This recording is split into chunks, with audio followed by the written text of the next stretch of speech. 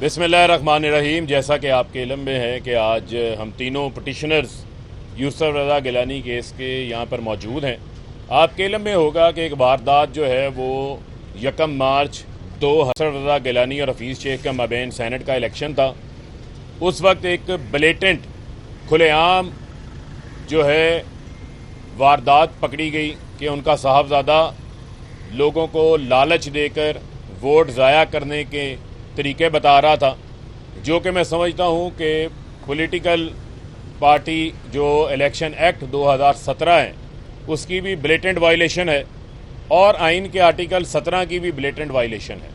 हमारा केस बड़ा सिंपल और सादा है। हमें किसी से कोई ज़ाती अनाद नहीं। हम ये केस 1 साल इलेक्शन कमीशन के सामने इस बुनियाद के ऊपर पेश होते रहे हैं कि हम चाहते हैं कि पाकिस्तान की जमहूरियत मजबूत हो, पाकिस्तान के अंदर इंतखाबी अमल साफ़ और शफाफ हो। यहाँ पर जो छांगा मांगा की मंडियाँ लगाई जाती हैं, यहाँ पर जो ज़मीरों के सौदागर आते हैं हर इलेक्शंस के अंदर, हर इंतखाब के अंदर, उसका रास्ता जो है वो हमेशा हमेशा के लिए रोका जाना चाहिए। इलेक्शन कमीशन ने, आपके इल्म में होगा कि डस्का में मीडिया कवरेज देखते हुए जो मुख्तलिफ पोलिंग स्टेशंस के ऊपर शोर शराबा था, हंगामा था, उसके ऊपर नोटिस लिया था और अपने इख्तियारात का इस्तेमाल किया था।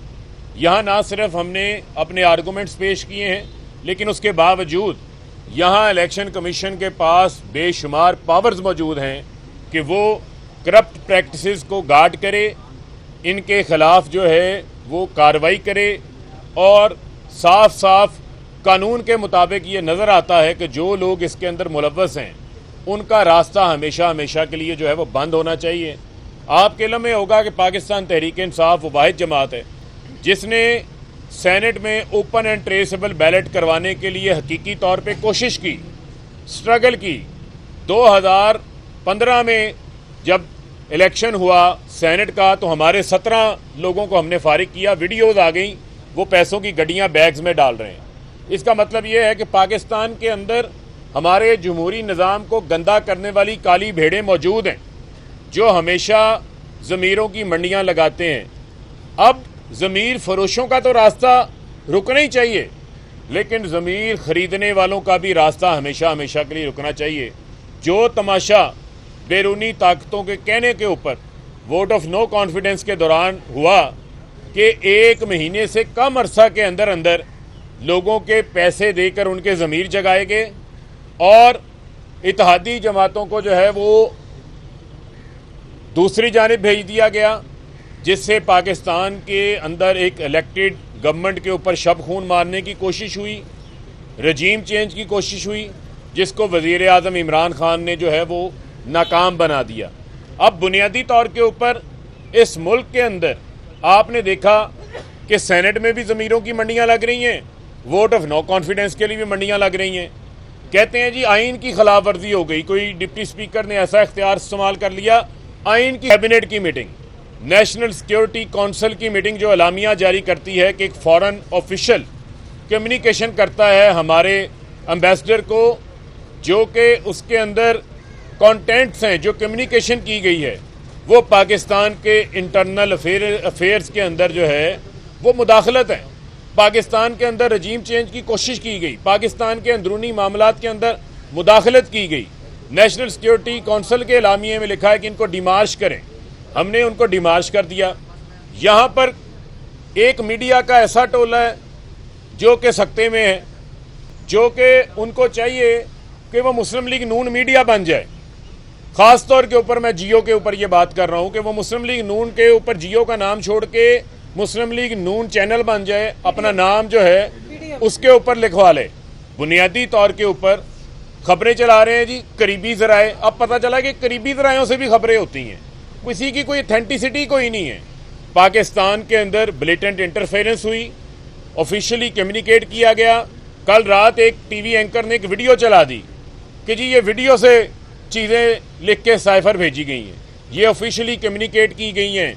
इसको झुटलाने के लिए कोई रास्ता मौजूद नहीं है। कौमी सलामती की कौमी कायमा कमेटी कौमी असम्बली की बुलाई जाती है। ये सारे जो बैरूनी साजिशों की कठपुतलियाँ हैं ये उससे भाग जाते हैं। کیوں بائیکاٹ کیا؟ اس کا جواب بھی ان کو سپریم کورٹ آف پاکستان میں دینا پڑے گا۔ اسمبلیاں تحلیل ہو چکی۔ آج ایک اور ڈان نیوز پیپر کے اندر ایک سٹوری پبلش ہے، اس میں کہا گیا ہے جی 90 دن کے اندر انتخابات نہیں ہو سکتے۔ تو میں یہ سوال پوچھتا ہوں کہ پاکستان کے اندر ہر آئینی ادارے کی آئین میں ذمہ داری ہے۔ پاکستان کی فوج پاکستان ہمارے لیے ہمارا فخر ہے، ہمارے جوانوں نے سرحدوں پہ اپنا خون دے کر پاکستان کے اندر امن کے دیے جلائے ہیں۔ پاکستان کی سالمیت خود مختاری کی ضمانت ہماری پاک فوج ہے۔ اگر ہماری پاک فوج ہر وقت دشمن کا جواب دینے کے لیے تیار رہتی ہے، اس کا ایک آئینی رول ہے، آئینی کردار ہے، بنیادی کردار ہے، ملک کا دفاع کرنا ہے۔ اب یہ تو نہیں ہو سکتا کہ ایک دم دشمن جنگ پھیڑ دے اور آئینی ادارہ کہے کہ جناب میرے پاس تو جو ہے وہ ابھی تیاری کرنے کا وقت نہیں ہے، مجھے وقت چاہیے، پھر میں جنگ کا جواب دوں گا۔ یعنی آپ کو یاد ہوگا کہ بھارت سے ہمارے 10 درخت گرائے گئے، ہماری فوج نے منہ توڑ جواب دیا، ہماری ایئر فورس نے، کیونکہ تیار تھا، آئینی ادارہ تھا، ہر وقت تیار رہتا ہے۔ اسی طرح آئین کے آرٹیکل 224 کے تحت جب بھی اسمبلی تحلیل ہوگی 90 روز کے اندر انتخابات کروانے ہیں۔ ہم یہ نہیں کہہ سکتے کہ بیلٹ پیپرز واٹر مارک والے ہیں تو باہر سے امپورٹ ہونے، کیونکہ آئینی ادارہ ہے۔ آئینی ادارے کی بیسک ذمہ داری الیکشن کمیشن کی انتخابات کروانا ہے۔ انتخابات کے لیے الیکشن کمیشن کو ہر وقت ہماتن جو ہے وہ تیار رہنا ہے۔ تو لہٰذا کسی قسم کا بھی جو ہے وہ ایسی بات نہیں ہو سکتی۔ یہ جو ڈان گروپ اپنی طرف سے اختراع کر کے خبریں لگا رہا ہے، وہ ملک کے اندر جمہوری عمل کو ڈیریل کرنے کے حوالے سے، پاکستان کی عوام کو پاکستان کے اندر اپنے منتخب نمائندوں کو انتخاب کرنے کے لیے رکاوٹ ڈالنے کے زمرے میں آتا ہے۔ تو میں یہ بتانا چاہتا ہوں کہ یہاں پر آئین کی بالادستی قائم کرنی ہے۔ کہتے ہیں آئین شکنی ہو گئی، ضمیروں کی منڈیاں لگی ہوئی ہیں۔ آئین کے آرٹیکل 63A کی آئین شکنی نہیں ہوئی۔ یہ جو نواز شریف بگوڑا بن کے باہر بیٹھا ہوا ہے، یہ کس آئین کی بالادستی کی بات کر رہے ہیں؟ یہ کس قانون کی بالادستی کی بات کر رہے ہیں؟ پاکستان کے اندر آرٹیکل 5 میں بڑا واضح لکھا ہوا ہے کہ آپ نے لائل ٹو دا اسٹیٹ ہونا ہے، اسٹیٹ کے ساتھ وفا کرنی ہے۔ ڈپٹی اسپیکر نے جتنی ڈیٹیلڈ رولنگ میں اپنے ریزنز لکھے ہیں وہ بڑے ویلڈ ریزنز ہیں، اس کے اوپر میں سمجھتا ہوں ان کو ہم بھاگنے نہیں دیں گے۔ دوسرا معاملہ علیم خان، ان کا بھی ضمیر جاگ گیا۔ اب بنیادی طور کے اوپر باتیں کیا کر رہے ہیں؟ پاکستان تحریک انصاف میں بہت سارے ایسے لوگ بھی آئے جن کی سیاسی موت ہو چکی تھی۔ اب 2002 میں علیم خان ضمنی الیکشن کے اندر وزیر بن گئے۔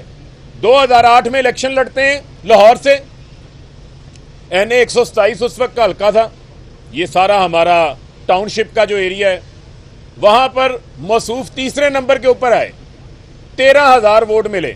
یہ ان کی اپنی ذاتی حیثیت تھی سیاسی طور کے اوپر، اور جیتنے والا جو امیدوار ہے اس نے 55,000 ووٹ لیے۔ دوسرے نمبر والے ووٹ سے بھی ان کے ووٹ 50% کم ہیں۔ 2011-12 میں پی ٹی آئی میں آ جاتے ہیں، وہاں آ کے ڈرپ لگ جاتی ہے۔ 2018 میں پولیٹیکل سٹرگل کی بات کرتے ہیں، سب نے پولیٹیکل سٹرگل کی ہے، کاز کے لیے کی ہے، لیکن اس کے ساتھ ساتھ پارٹی کو نقصان بھی پہنچایا ہے۔ 2018 میں سینٹرل پنجاب کے صدر بنا دیتے ہیں، صدر بننے کے بعد کہتے ہیں جی میں ڈکٹیٹر ہوں، جو ٹکٹ دوں گا وہ میں ٹکٹ دوں گا۔ ہماری پارٹی کا نقصان کیا سینٹرل پنجاب میں، بہت ساری سیٹیں علیم خان کے غلط فیصلوں کے باعث ہمیں الیکشن سے ہارنی پڑی، اور کہتے ہیں میں بہت بڑا الیکٹیبل ہوں، بہت بڑا سیاستدان ہوں، میں پیسے کے زور کے اوپر سیاست کروں گا۔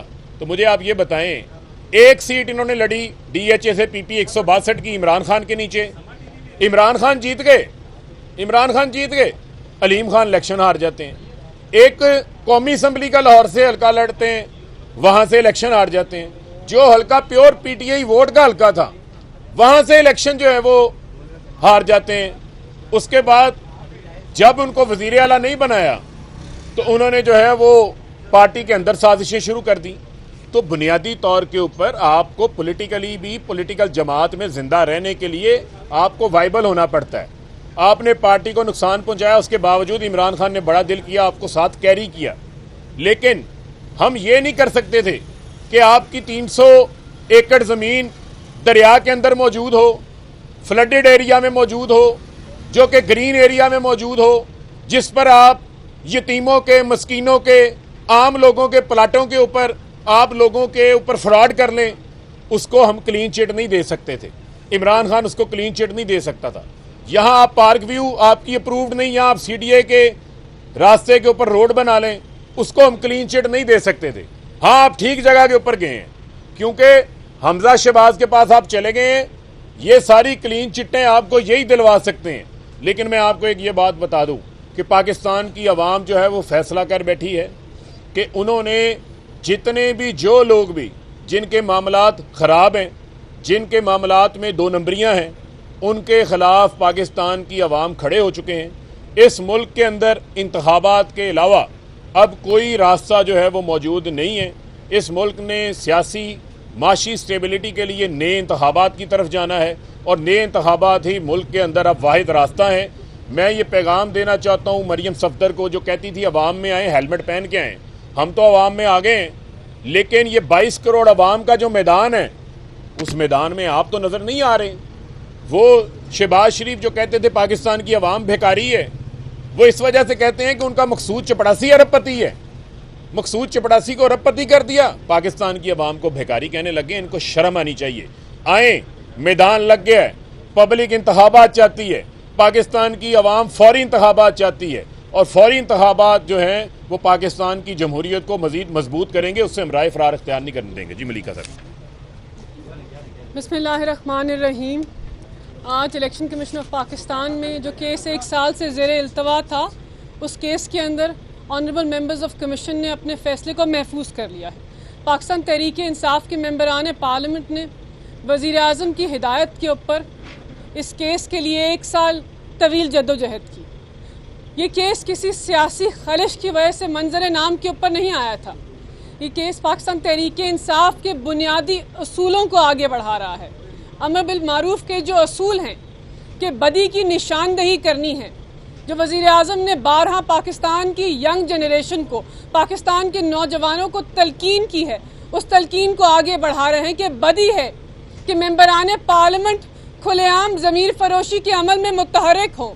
یہ بدی ہے کہ ایک شخص پیسے کے زور پہ پاکستان کے سینٹ کے اندر ممبر بن جائے. یہ بدی ہے کہ پاکستان کے آئین و قانون کی کھلے عام دھجیاں اڑائی جائیں اور آئینی ادارے خاموش بیٹھے رہیں.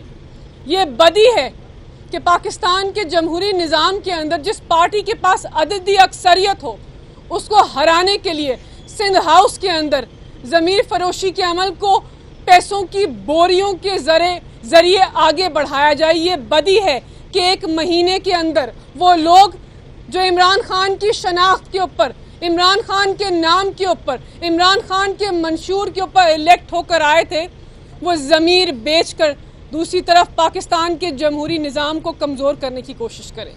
الیکشن کمیشن کے ممبران کو شکریہ ادا کرنا چاہتے ہیں. ایک اہم آئینی ادارہ ہے. فاروق حبیب نے بات کی کہ جمہوریت کو تقویت دے گا. یہ کیس کوئی عام کیس نہیں ہے. پاکستان کی تاریخ کے اندر یہ کیس سنگ میل ہے. ایک بنیاد رکھے گا ایک مضبوط جمہوری نظام کی، ووٹ کے ایک ایسے نظام کی جس کے اندر کوئی بھی ممبران پارلیمنٹ یہ جرت نہ کرے کہ پیسوں کے عوض اپنا ضمیر بیچ کر اپنی پارٹی کے ووٹ کو بیچ دے. یہاں پر بہت سارے قانونی نکات کی بات ہوئی. یہ کیس 1 سال چلا ہے. التوا کے بہت ساری ریزن سے، بہت ساری وجوہات تھی. کبھی رپلائی فائل کرنے کے لیے التوا چاہیے تھا، کبھی وکیل پیش نہ ہونے کی وجہ سے التوا چاہیے تھا، لیکن التوا کی وجہ سے یہ جو کیس ہے، اس کی جو بنیادی شناخت ہے، جو اس کا بنیادی وجوہات ہے، وہ ختم نہیں ہوتی. سیکشن 9 الیکشنز ایکٹ کا واضح ہے. میں جس طرح میرے پر ذاتی حملہ کیا گیا یوسف رضا گیلانی کے وکیل کا، اس کا جواب مجھے بہت بہترین طریقے سے دینا آتا ہے، لیکن ہمارے لیڈر نے ہمیں تلقین کی ہے کہ اس قسم کی چھوٹی باتوں سے بڑے ہو کر بات کرو. شاید وہ خود قانون نہیں جانتے. سیکشن 9 کے اندر پٹیشن فائل کرنے کے لیے اس قسم کے لوکس اسٹینڈائی کی ضرورت نہیں ہوتی جو باقی پٹیشنز کے اندر ہوتی ہے. ضروری نہیں ہے کہ کینڈیڈیٹ ہی پٹیشن کو فائل کرے. اگر مطالعہ کر لیتے پاکستان کے الیکشنز ایکٹ 2017 کا تو مجھے ایسی چھوٹی سی بات کے اوپر آپ کو جواب دینا نہ پڑتا. یہاں پر بات کی گئی ویڈیو ایویڈنس کی. پاکستان کی ساری عوام نے دیکھا ہے کہ 2 مارچ کو نیشنل ٹیلی ویژنز کے اوپر سابق وزیر اعظم کے بیٹے نے آئین و قانون کی دھجیاں اڑائیں، وہاں پہ ریکارڈنگز پلے کی گئیں کہ آؤ اپنے ضمیر کو بیچو، ہم تمہیں اتنے پیسوں کے عوض میں، اتنے ڈیولپمنٹ پروجیکٹس کے عوض میں تمہارا ووٹ خریدنے کے لیے تیار ہیں۔ آؤ میں تمہیں بتاتا ہوں کہ پاکستان کے ووٹ کو ضائع کرنے کا طریقہ کار کیا ہے۔ کیبن نمبرز کو بھی الاٹ کیا گیا، پاکستان کی عوام سے، الیکشن کمیشن آف پاکستان سے بھی، یہ چیزیں ڈھکی چھپی نہیں ہیں۔ یہاں پر ایک تکنیکی بنیاد کے اوپر 60 دن کا حوالہ دے کر ویڈیو ایویڈنس کے پیراہوں کو توڑ مڑوڑ کر یوسف رضا گیلانی اور علی حیدر گیلانی کے وکیل چاہتے ہیں کہ اس پٹیشن کو ڈسمس کر دیا جائے۔ یہ پٹیشن ڈسمس نہیں ہو سکتی کیونکہ آرٹیکل 218(3) پاکستان کے آئین کا پاکستان کے الیکشن کمیشنر کے اوپر یہ ذمہ داری عائد کرتا ہے کہ آپ نے کرپٹ پریکٹسز کے اگینسٹ گارڈ کرنا ہے۔ سیکشن 4 کہتا ہے کہ آپ نے مکمل انصاف فراہم کرنا ہے۔ سیکشن 8 یہ کہتا ہے کہ آپ وہ کر سکتے ہیں جس کے ذریعے پاکستان کی عوام کو انصاف مل سکے۔ ان سب شواہد کی موجودگی میں اور یوسف رضا گیلانی کی جو پریس کانفرنس ہے 2 مارچ 2021 کی، جس کے اندر انہوں نے خود اعتراف کر بیٹھے ہیں کہ میں ہی وہ شخص تھا جس نے ممبران پارلیمنٹ کے ضمیر کے اوپر منڈی لگائی، اس کنفیشن کے بعد، اس چیز کو تسلیم کرنے کے بعد کیا کوئی اور ثبوت دینا رہ گیا ہے؟ پاکستان تحریک انصاف کے ممبران پارلیمنٹ نے بہترین طریقے سے، ہمارے وکیل نے، ہم سب نے مل کر مدلل طریقے سے دلائل پیش کیے۔ ہم نے 10 ویڈیوز کو الیکشن کمیشن کے سامنے پیش کیا، ان کی ٹرانسکرپٹس کو ان کے سامنے زیر غور کیا، ہم نے نیوز پیپر کلپنگز کا بھی حوالہ دیا، متعدد چیزیں دی۔ ہمارے 2 ممبران پارلیمنٹ نے ایفیڈیوٹ بھی پیش کیے کہ یہ ویڈیو کس دن بنی گئی تھی اور ان کو یوسف علی حیدر گیلانی نے بلایا تھا ووٹ خریدنے کے لیے۔ یہ چیزیں آپ پورے طور پر عیاں ہیں اور الیکشن کمیشن سے ہماری گزارش ہے، آپ کے ذریعے گزارش ہے کہ ان شواہد کو دیکھتے ہوئے اپنے اختیارات کا استعمال کیجیے۔ ایسے بہت ساری پریسیڈنٹس اور ایسی نظیر موجود ہے قانونی اور آئینی جہاں پر آپ نے اپنے اختیارات کا استعمال کیا ہے۔ ہم آپ کا احترام کرتے ہیں، آپ سے گزارش کرتے ہیں اور آپ سے توقع کرتے ہیں کہ آپ وہ لوگ ہیں جو پاکستان کے جمہوری نظام کے ووٹ کے تقدس کو بحال کریں گے۔ اس فیصلے کے اندر ایک سنگ بنیاد رکھتے ہیں کہ لاہور میں جو منڈی لگی ہوئی ہے ضمیروں کی، وہ منڈی پھر کبھی نہ لگے۔ سندھ ہاؤس میں جس طرح ضمیر فروشی آگے بڑھی ہے، وہ ضمیر فروشی پھر آگے نہ بڑھے۔ بہت شکریہ۔